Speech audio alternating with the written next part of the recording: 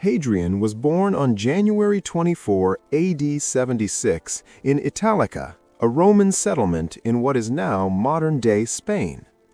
Though far from Rome, his family was deeply connected to Roman aristocracy.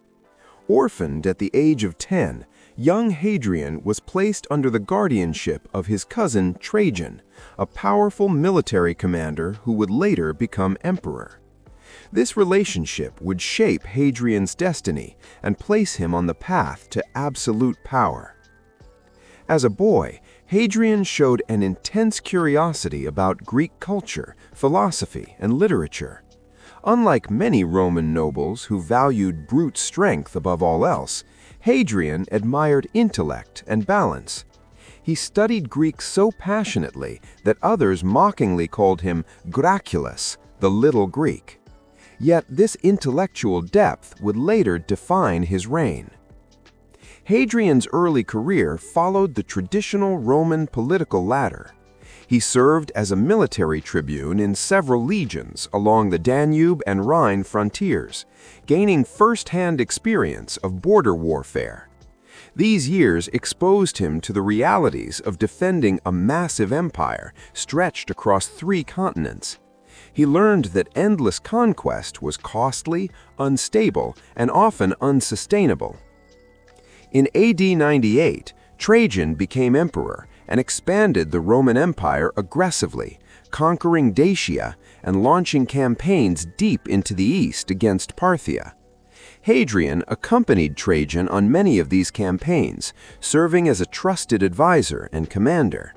Though loyal, Hadrian quietly disagreed with Trajan's obsession with expansion. He believed Rome had grown too large and needed consolidation, not conquest. When Trajan fell ill in AD 117 while returning from the east, chaos loomed. Rome had no clear public declaration naming an heir. On Trajan's deathbed, or possibly just after his death, Hadrian was officially adopted as successor. The announcement came from Trajan's wife, Plotina, a strong supporter of Hadrian. Rumors of political manipulation spread, but the army backed Hadrian, and that support made all the difference. Hadrian was proclaimed emperor at age 41. Almost immediately, he made a bold and controversial decision. He abandoned several of Trajan's newly conquered eastern territories, including parts of Mesopotamia. Many Romans saw this as weakness, but Hadrian saw it as realism.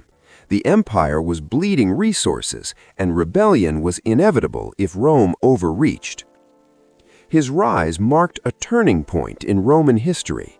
Instead of endless war and expansion, Hadrian envisioned a stable, defended, and culturally unified empire. Yet this vision would be tested again and again by revolts, political conspiracies, and the immense challenge of ruling the largest empire the world had ever known.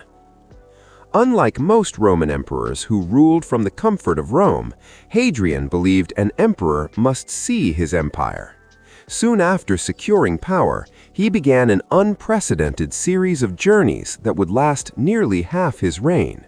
From Britain to Egypt, from the Rhine to Asia Minor, Hadrian personally inspected cities, armies, and provincial administrations. His travels were not ceremonial. Hadrian acted as judge, architect, general, and reformer. He reorganized provincial governments, cracked down on corruption, and demanded discipline from Roman officials. Governors feared his sudden arrivals, for Hadrian was known to dismiss or punish those who abused power. One of his most important reforms involved the Roman military. Rather than pushing legions into constant war, Hadrian focused on training, fortification, and readiness. Soldiers drilled relentlessly even during peacetime. Forts were strengthened, supply lines improved, and defensive strategies refined. Hadrian believed strong borders prevented war better than reckless expansion. In legal matters, Hadrian was equally influential. He standardized legal procedures and strengthened the role of professional jurists. His reforms brought more consistency and fairness to Roman law, especially for provincials who had long suffered under arbitrary local rulings. This helped bind distant populations more closely to Roman authority. Hadrian also poured energy into architecture and city planning. He rebuilt Rome's Pantheon with its massive concrete dome, a structure so advanced that it still stands today. Across the empire, cities received temples, baths, aqueducts, and forums. These projects were not only practical, but symbolic. Rome was everywhere, solid and eternal. Culturally, Hadrian promoted Greek ideals across the empire. He supported philosophers, poets, and artists, and revived ancient Greek festivals. In Athens, he completed the Temple of Olympian Zeus and established institutions that turned the city into an intellectual center once more. His reign marked a blending of Roman power with Greek culture on an unprecedented scale. Yet his rule was not without tension. Senators resented his distance from Rome and his reliance on personal advisors. Some saw his constant travel as neglect of traditional Roman politics. Others feared his intelligence and unpredictability. Conspiracies emerged, and Hadrian responded harshly, ordering executions that stained his otherwise administrative-focused reign. Still, by the middle of his rule, Hadrian had reshaped the empire's identity.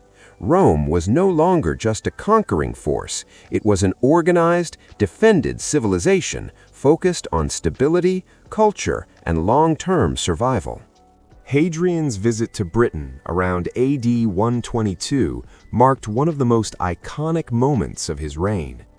Roman control of the island was fragile, especially in the north, where fierce tribes repeatedly attacked Roman settlements. Rather than launching endless campaigns into hostile territory, Hadrian chose a different solution, one that would define his legacy forever. He ordered the construction of a massive defensive barrier stretching across northern Britain from the River Tyne to the Solway Firth. This structure, later known as Hadrian's Wall, was more than a wall. It was a complete military system. Stone walls, turf ramparts, forts, watchtowers, roads, and garrisons worked together as a living frontier. The wall served multiple purposes. Militarily, it controlled movement, slowed invasions, and allowed Roman forces to respond quickly. Economically, it regulated trade and taxation across the frontier. Psychologically, it sent a powerful message: Rome ends here. Thousands of soldiers and laborers worked for years to complete the wall. Life along the frontier was harsh.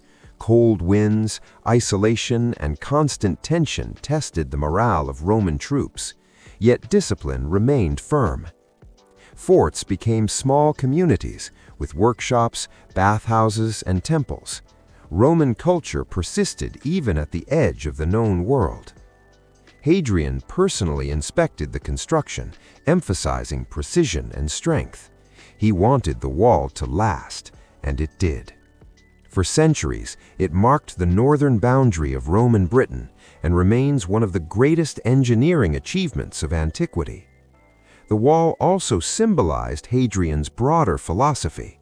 Unlike emperors who sought glory through conquest, Hadrian believed in defended borders. Walls, forts, and diplomacy were tools of peace, not weakness. His strategy reduced large-scale warfare and allowed provinces to flourish internally. Critics mocked this defensive mindset, but history proved Hadrian right. The empire stabilized, rebellions decreased, and resources were preserved. Hadrian's Wall became a physical manifestation of Roman restraint, a rare moment when power chose limits over ambition. Even today, the ruins stand as silent witnesses to an emperor who understood that sometimes the strongest move is to stop advancing and protect what you already hold. Despite his focus on peace and stability, Hadrian could not avoid war entirely. The most devastating conflict of his reign erupted in Judea between AD 132 and 136, known as the Bar Kokhba Revolt. It would become one of the bloodiest wars in Roman history. Tensions had been building for years. Jewish populations resented Roman rule, religious restrictions, and cultural interference.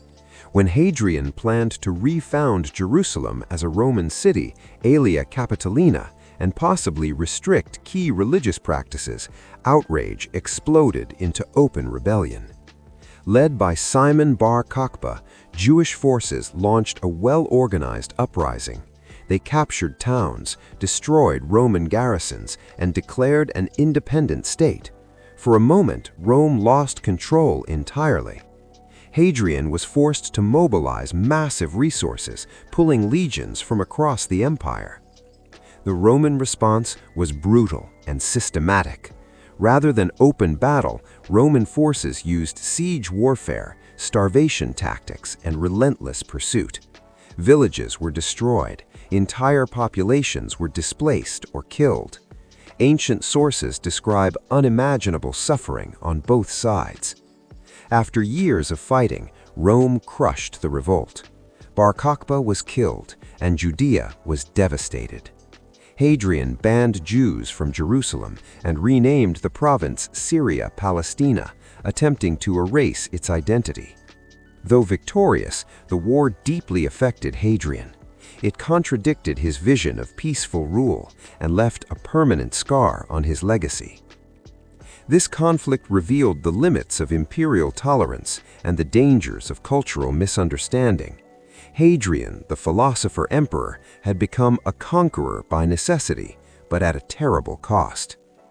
In his later years, Hadrian's health declined and his temperament darkened.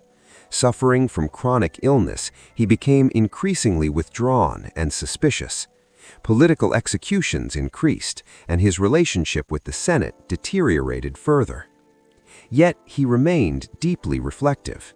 He spent time writing poetry, studying philosophy, and contemplating mortality. One of his most famous works, a short poem beginning Animula vagula blandula, reveals a man aware of death and uncertainty, stripped of imperial pride. Hadrian carefully planned his succession, adopting Antoninus Pius under strict conditions to ensure continuity and stability. This decision proved wise, leading to one of Rome's most peaceful eras.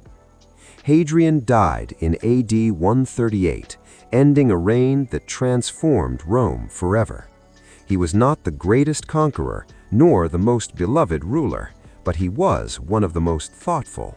His walls, cities, laws, and ideas reshaped what it meant to rule an empire. Hadrian taught Rome that power is not only about expansion, but balance. His story is not just history, it is a lesson written in stone, law, and human struggle.